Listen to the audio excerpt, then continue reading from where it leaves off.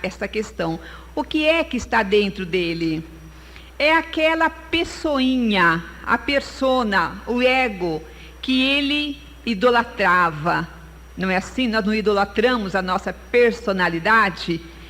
E essa, a tal ponto, ele idolatrava a sua personalidade, que ele a confundia com o seu eu verdadeiro.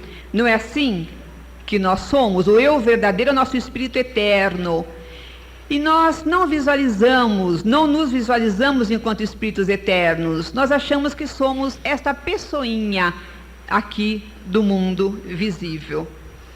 Então, hoje, a maioria de nós morre e mata pelo que nós achamos que nós somos.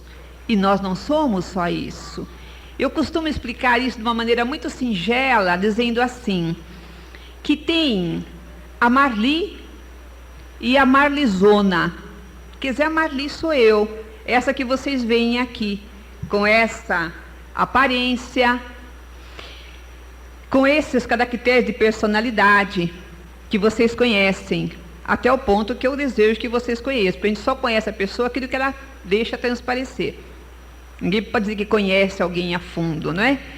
Mas eu sou um espírito eterno que vem de muitas reencarnações. Já fui Maria, já fui Joana, já fui Francisca. Somando todas essas personalidades, eu digo que dá a Marlizona, que é o espírito eterno. E a gente esquece isso para se fixar nessa pessoinha que é a nossa paixão. Julgamos que é a coisa mais importante do mundo. Mas muito bem. Então, muitas vezes, nós idolatramos a nossa figura nessa reencarnação através do orgulho e da vaidade. Somos vaidosos dessa pessoinha, não é? E esquecemos que na reencarnação passada, muito provavelmente, nós somos humildes, uma pessoa humílima, e que muito provavelmente na próxima voltaremos a ser, depende da necessidade que nós temos de redenção.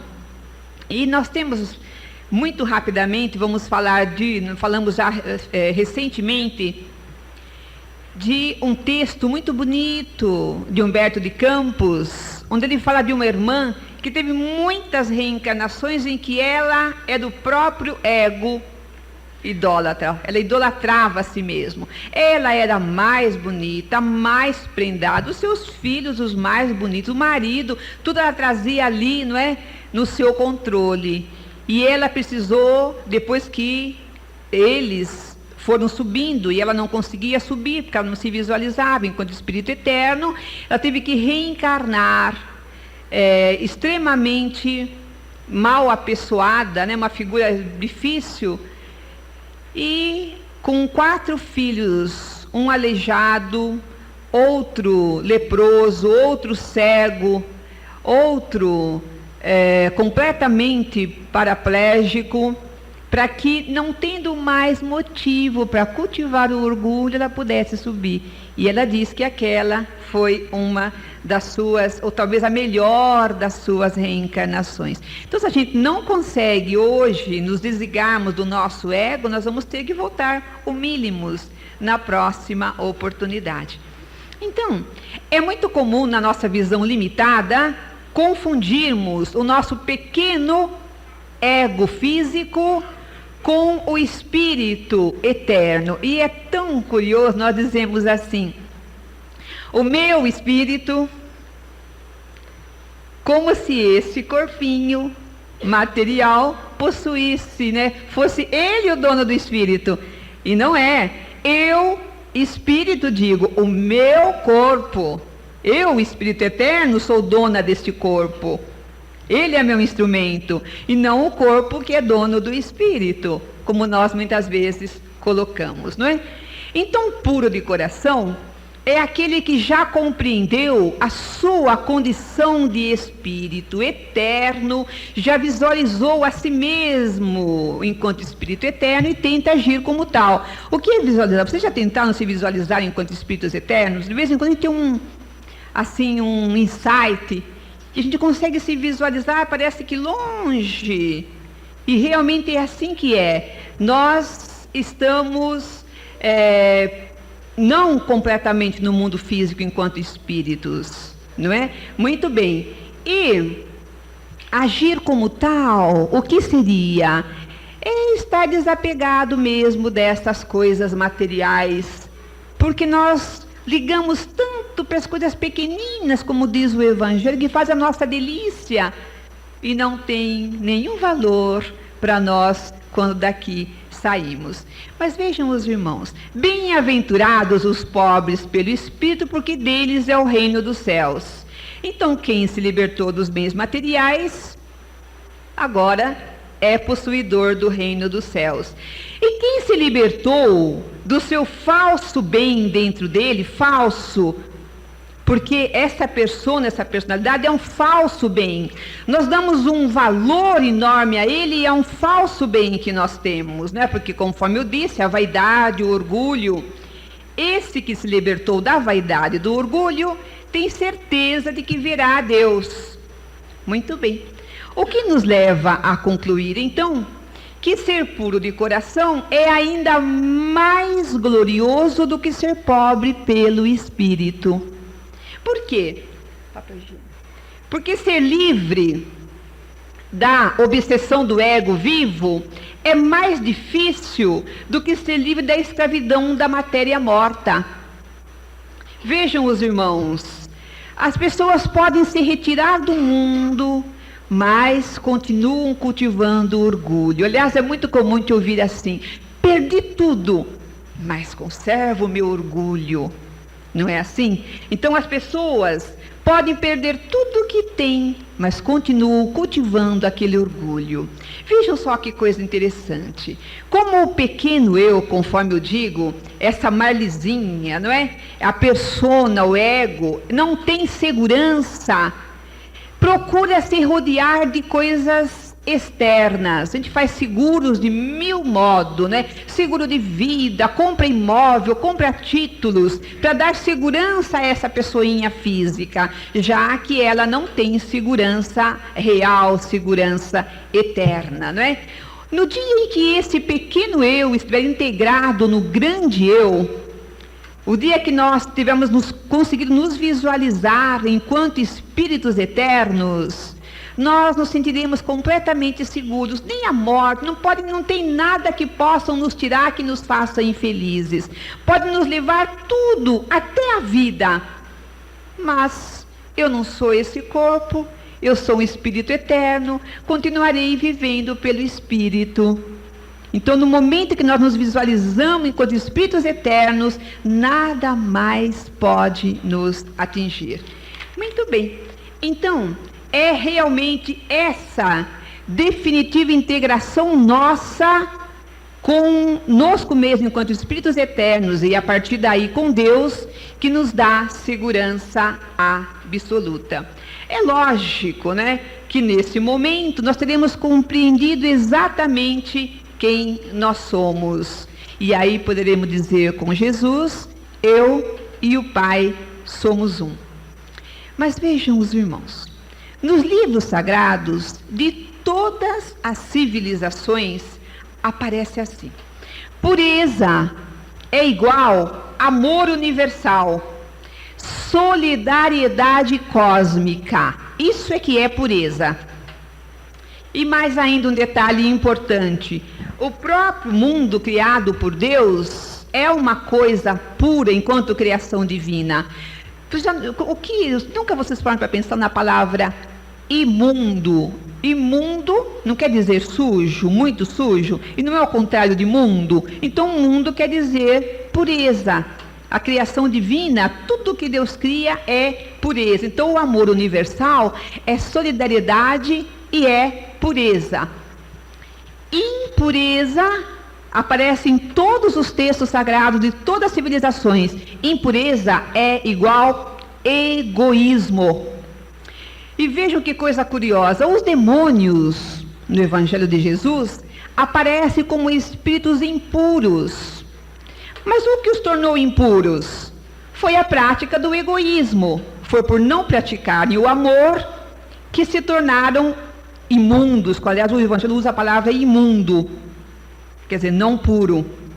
Então é lógico, claro, impureza é igual a egoísmo. Vejam a evolução desse pensamento. Pureza é igual a amor. Amor é igual a luz. E luz é igual a energia. Então, quando nós amamos, somos cheios de energia. Impureza é igual falta de amor. Falta de amor é sinônimo de egoísmo. E a energia gerada é energia zero. Doenças de toda espécie. Gandhi, quando ele não conseguia fazer prevalecer os seus ideais entre os seus patrícios, o que ele fazia? Ele recorria a um período de autopurificação, porque ele achava que a sua falta de força espiritual se devia ao seu egoísmo. Então ele praticava o jejum e a oração para se autopurificar, para depois voltar à sua luta de idealismo. Então para ele egoísmo é igual a impureza, e impureza é igual a fraqueza. No nosso raciocínio quântico é igual a falta de energia ou energia zero. E amor é pureza e é força. João também compreendeu essa ideia, porque lá no versículo 17, capítulo 17, versículo 19, João põe assim: e a favor deles eu me santifico, para que eles também sejam santificados na verdade. Ele entendia que ele só podia pregar e ser aceito se ele também se purificasse.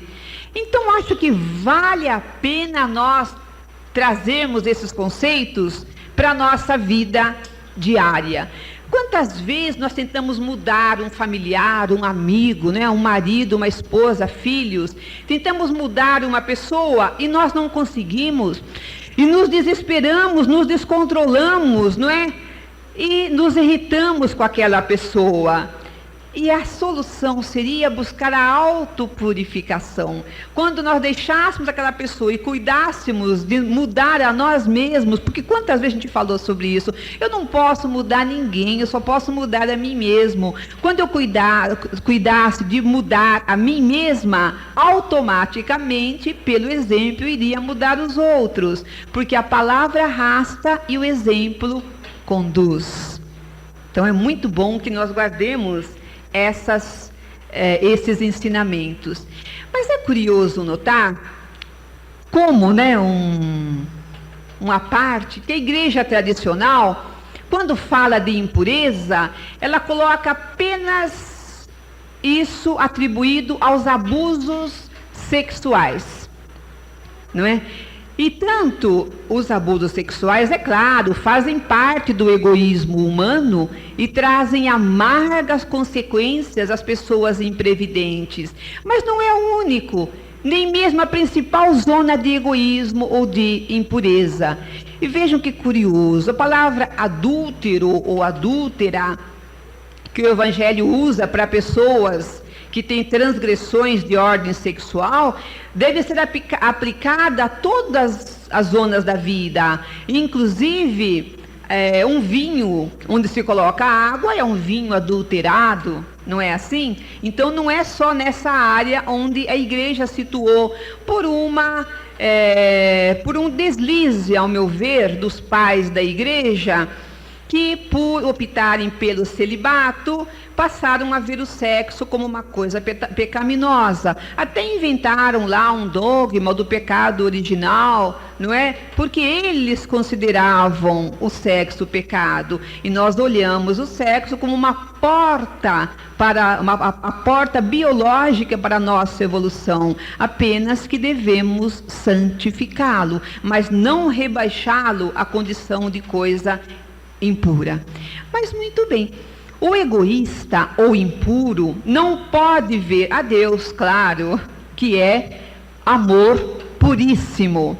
Da mesma forma que o seu egoísmo o impede de visualizar o seu próximo. Ele não visualiza a Deus, ele, claro, também não pode visualizar o seu próximo.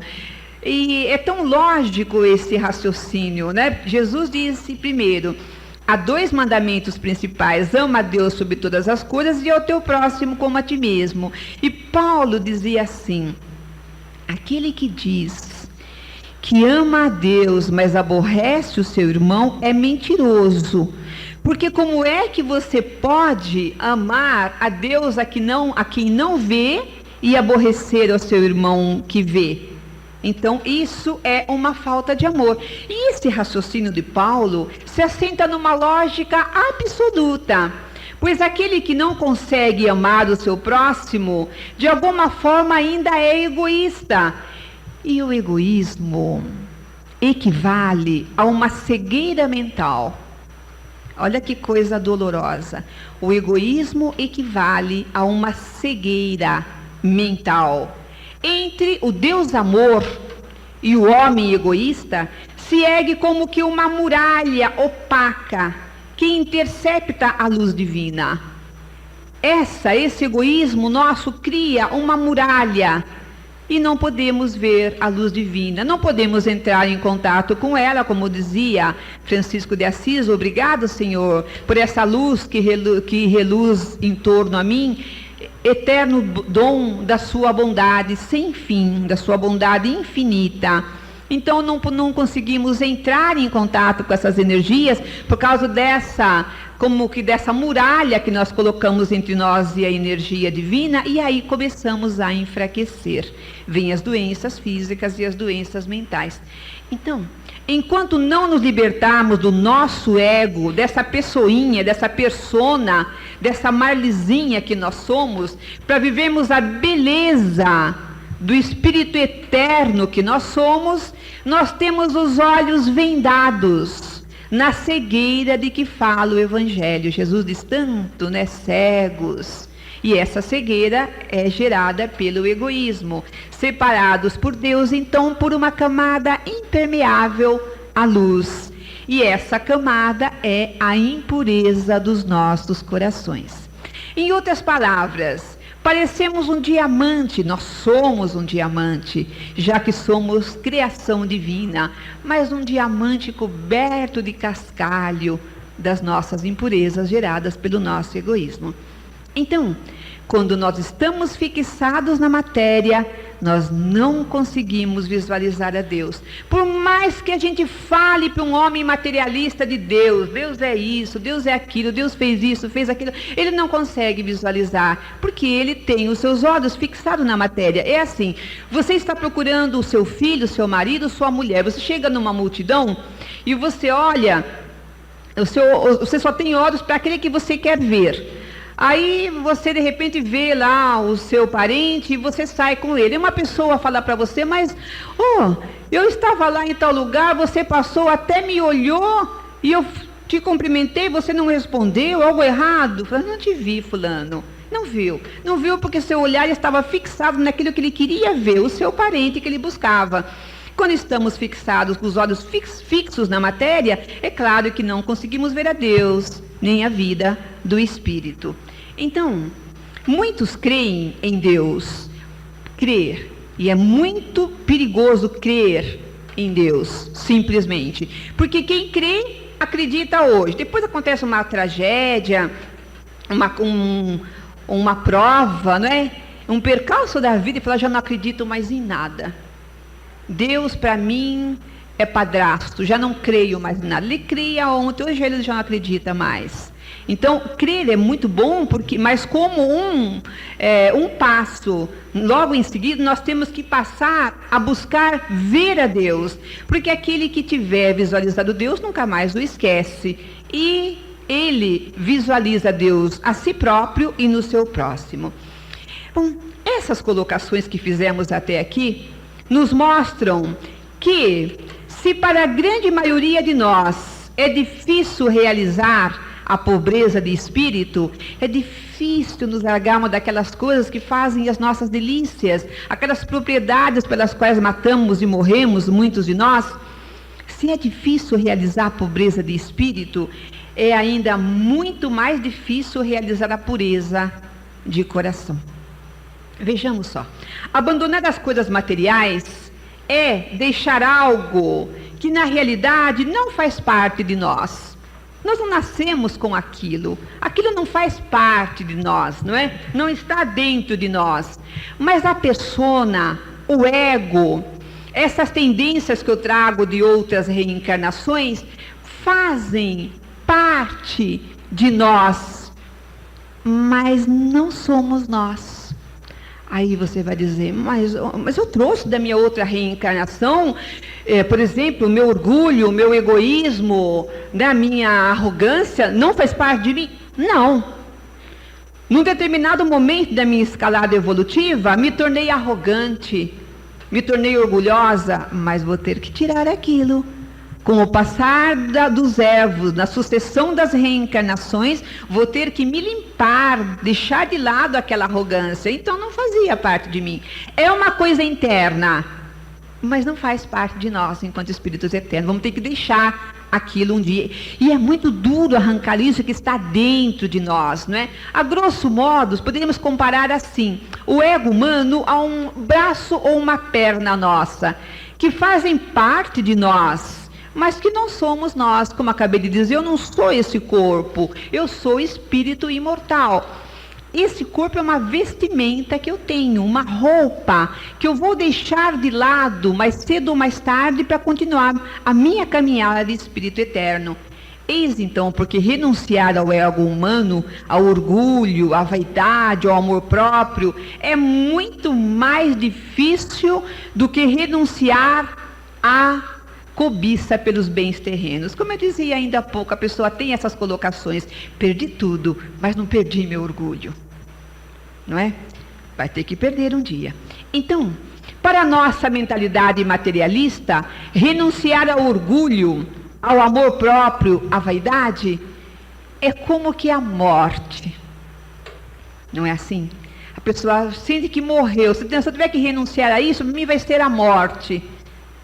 Para muito de nós, o materialista renunciar a isso que faz para ele a sua força, a sua falsa força, é como que morrer.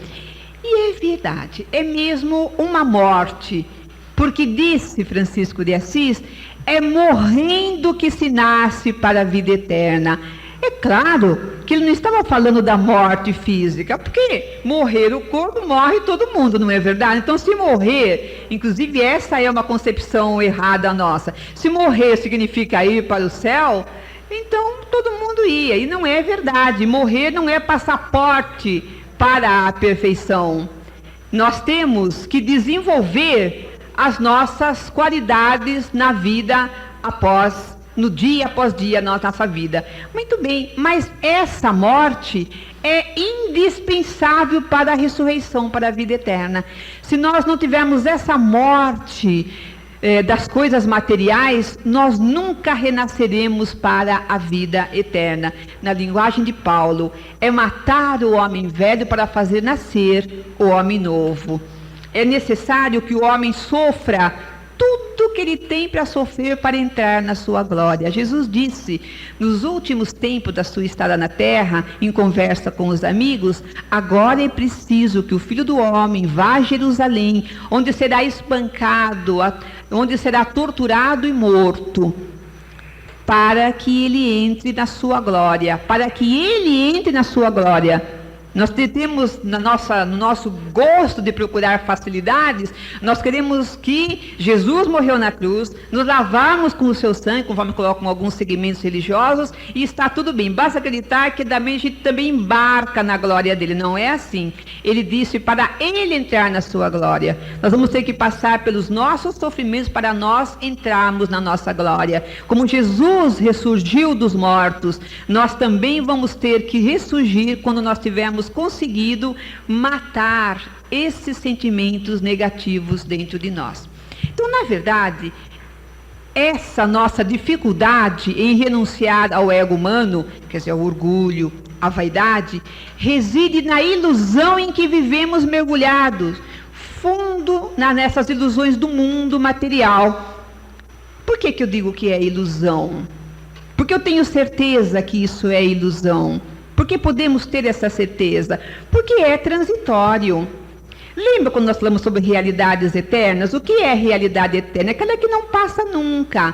É aquela que se comprova no dia a dia. Vaidade e ilusão, vaidade e egoísmo são ilusões.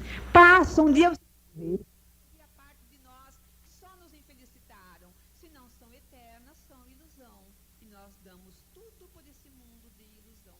Mas vejam só, Jesus, que conhece os caminhos da nossa destinação, visualiza o nosso destino, passado, presente e futuro. Ele sabe para onde nós caminhamos. Nós colocamos isso numa colocação, num exemplo assim muito clarinho. Ele está na 4ª dimensão, na dimensão do espírito, nós estamos na 3ª.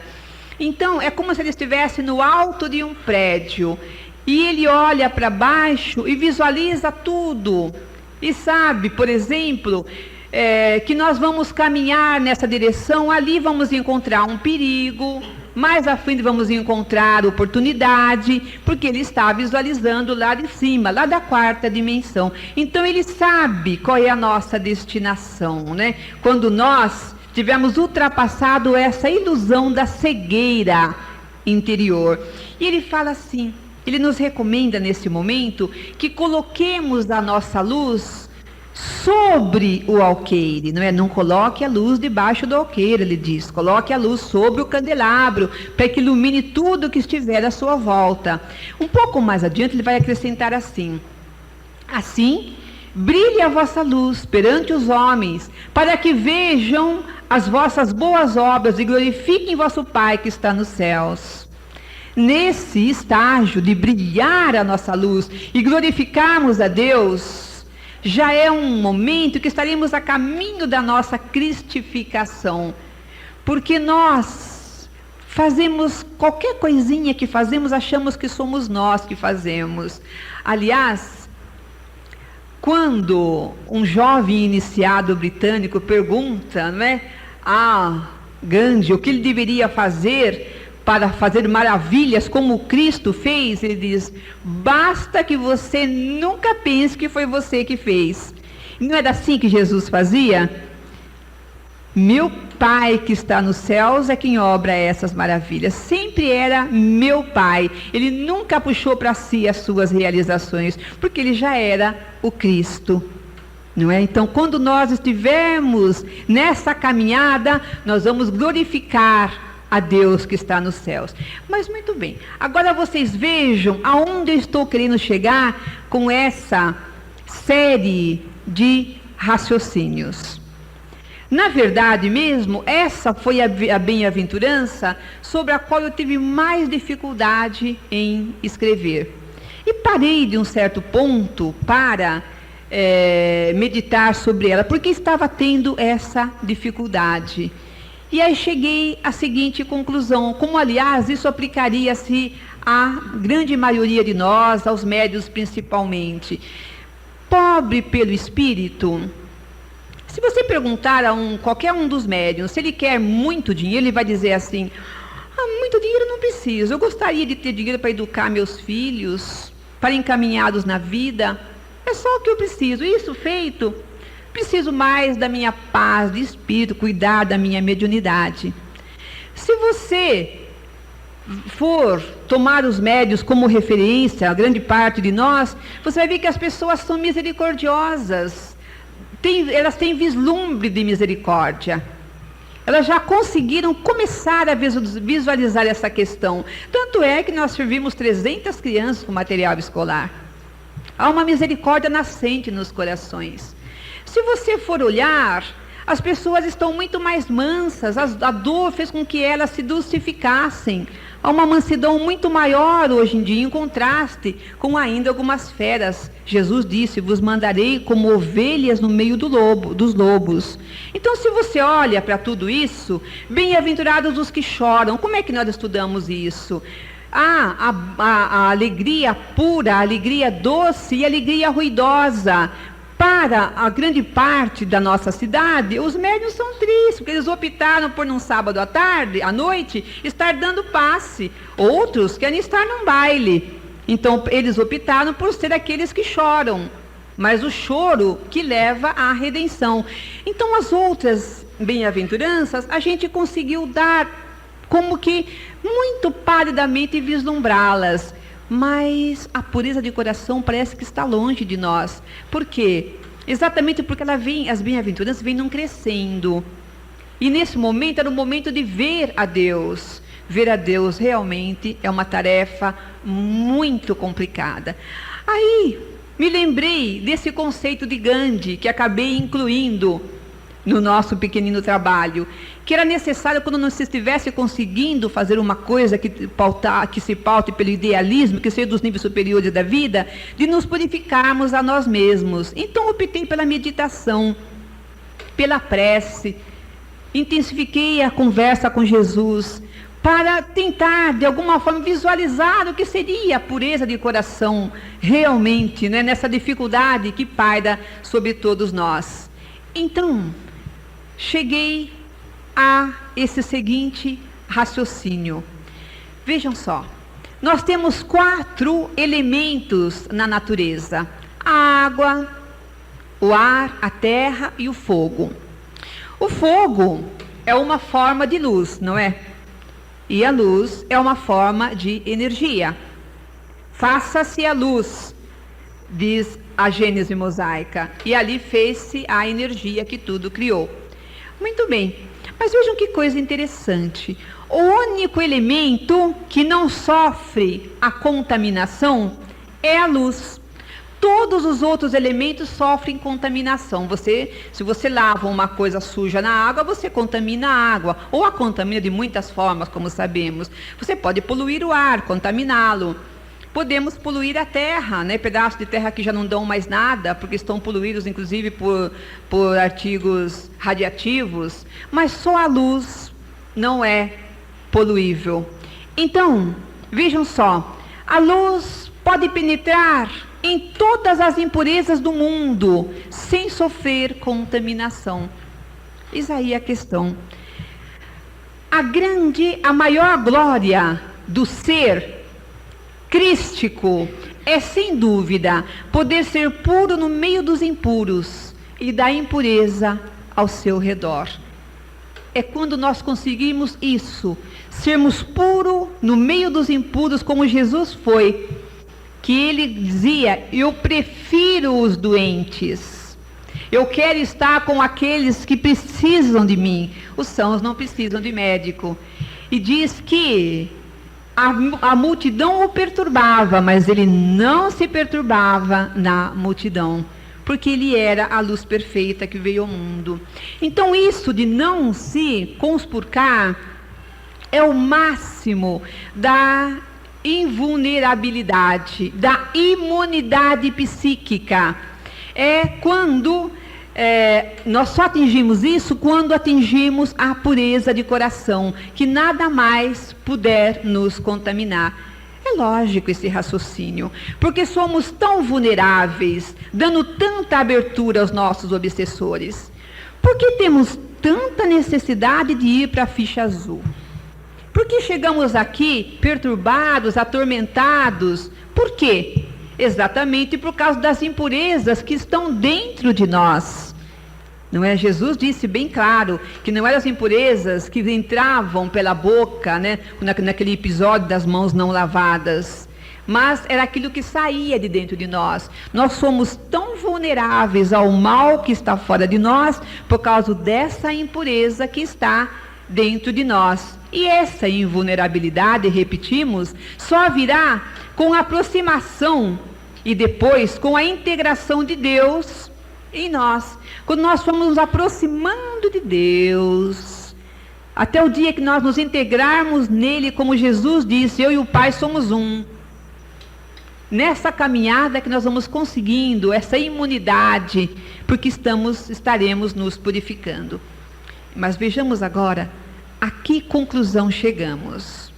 Uma pessoa que já tenha se visualizado enquanto Espírito Eterno e que esteja tentando sinceramente se aproximar de Deus, agora eu sei, não sou essa pessoinha, sou um Espírito Eterno, meditou muito sobre aquilo, e eu vou me aproximar de Deus. Essa pessoa já não se sente ofendida por atos, palavras ou opiniões, mesmo injustas dos outros.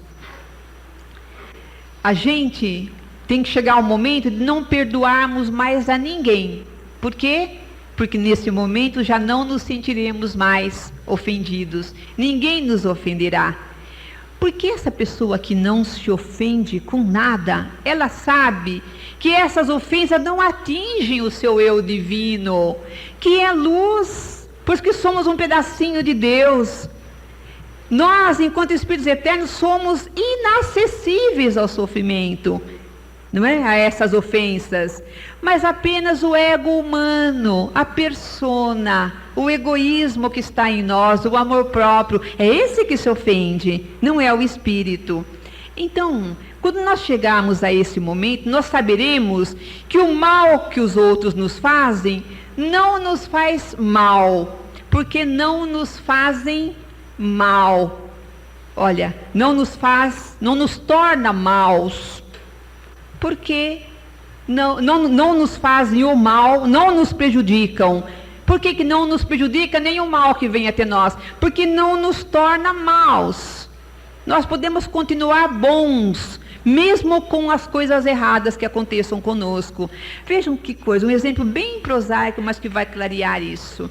Se alguém ofende o casaco ou o vestido que eu estou usando, não ofende a mim. Não é verdade?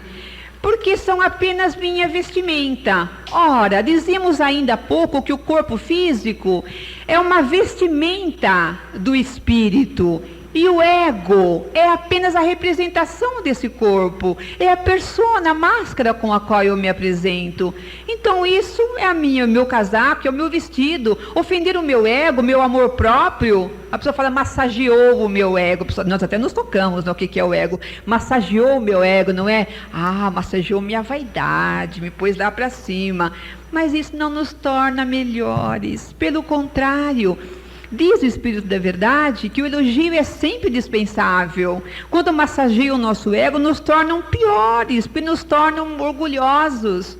E é às vezes mentira. A gente gosta, fica muito contente. Não teve nada a ver com o Espírito Eterno. Também quando nos ofendem, não tem nada a ver com o nosso Espírito Eterno.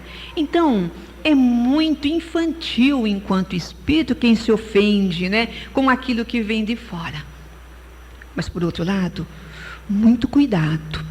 Cuidado porque podemos ser ofendidos, podemos ser feridos, e profundamente feridos, quando aquilo vem de dentro, que vem do nosso ego. Ainda as palavras dele, não é o que entra que nos faz mal, mas o que sai da nossa boca. Isso sim, pode nos ofender.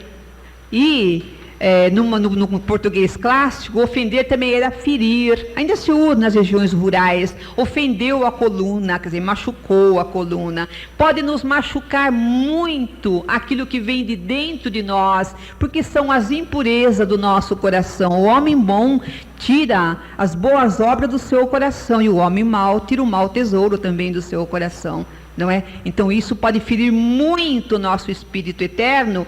E lembremos sempre, né, que nós dissemos atrás que é mais difícil renunciar ao ego, ao egoísmo, à vaidade. Não foi o que nós dissemos? Muito bem.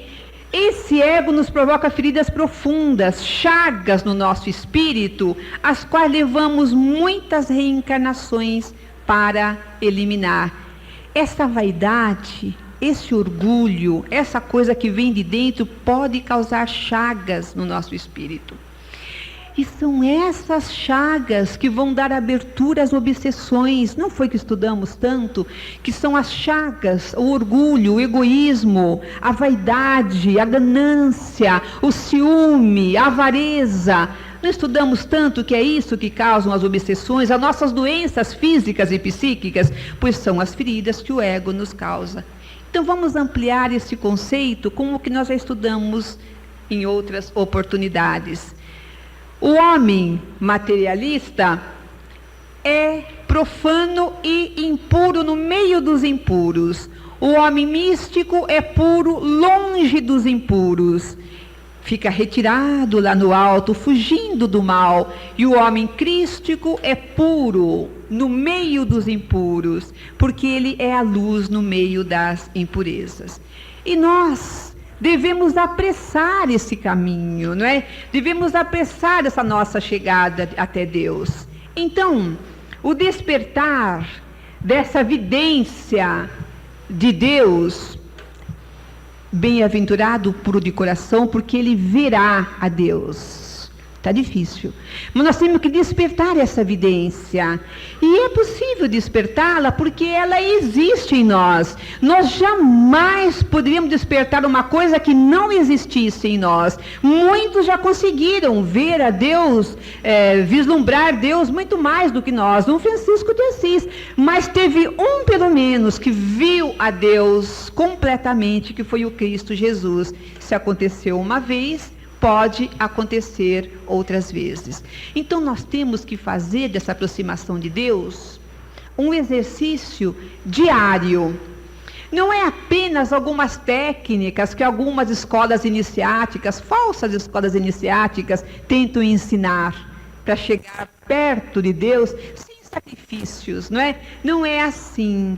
Nós estamos falando de uma vivência contínua, o viver de cada dia, pautado por esse desejo interior. Eu quero ver a Deus, eu, Espírito Eterno, quero, e portanto vou realizar. E esse exercício, então, deve ser uma permanente atitude interna de querer servir espontaneamente e gratuitamente a todos. Quem quiser ser o maior, seja o servo de todos, palavras dele. Então é desejar servir continuamente, criando esse clima, essa atmosfera psíquica de servir, criada pelo desejo sincero nosso. Nós vamos remover os obstáculos que nós vimos colocando entre nós e Deus através dos milênios. E por que isso acontece? Porque diminui gradualmente o nosso egoísmo. Cada vez que servimos, diminui o egoísmo, vai diminuindo, e aumenta a solidariedade. Impureza é a falta de amor, pureza é amor, luz e energia. Resultado, então, aumento da nossa luz. Quando a nossa luz for tão grande, que ela possa brilhar, que Jesus vai ser a luz do mundo, que nos glorifique, aí então aquela muralha que eu falei ainda há pouco, ela vai se tornar cada dia mais transparente, permitindo-nos a visão da luz de Deus. E nesse dia, então, seremos bem-aventurados, porque teremos visto a Deus. Vamos orar.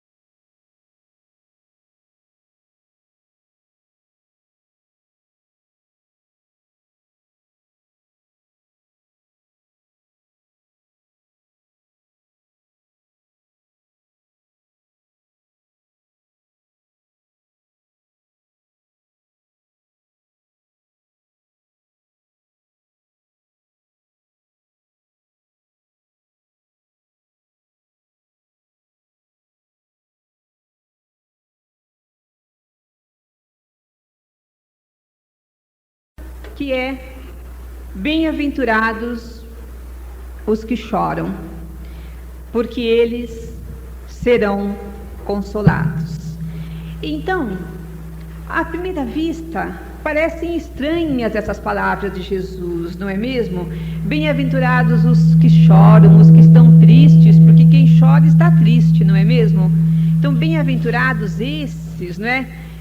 Justamente Jesus, que disse aos seus discípulos poucos dias antes do momento na cruz: deixo-vos a paz, dou-vos a minha paz, para que a minha alegria esteja em vós, e seja perfeita a vossa alegria, e ninguém mais tire de vós a vossa alegria.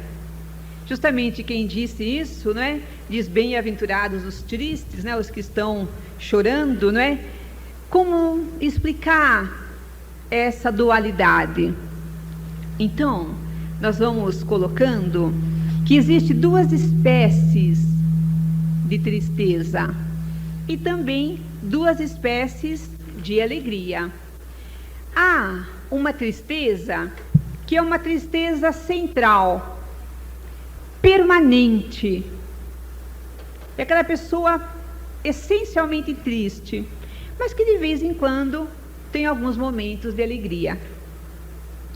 E há também uma alegria central, aquela pessoa essencialmente alegre e feliz, mas que por causa das conjunturas evolutivas, de vez em quando ela tem um desgosto, uma prova dura a passar, e ela pode até ficar triste. Em outras palavras, alguém pode ser triste, mas estar naquele momento alegre. E alguém pode ser alegre e estar momentaneamente triste. Então, na verdade, o que é decisivo é uma atitude interna nossa, positiva ou negativa. Ou temos uma atitude positiva, um espírito positivo, alegre, feliz, ou somos tristonhos. É uma coisa interna dentro de nós. E é claro, muito claro para nós, que essa atitude interna, positiva ou negativa, tem muito a ver com o nosso estágio no conhecimento da verdade. O quanto nós conhecemos da verdade eterna, o quanto o Evangelho de Jesus já brilha em nossa consciência. Isso tem muito a ver com esse nosso estado interno de alegria ou de tristeza, não é?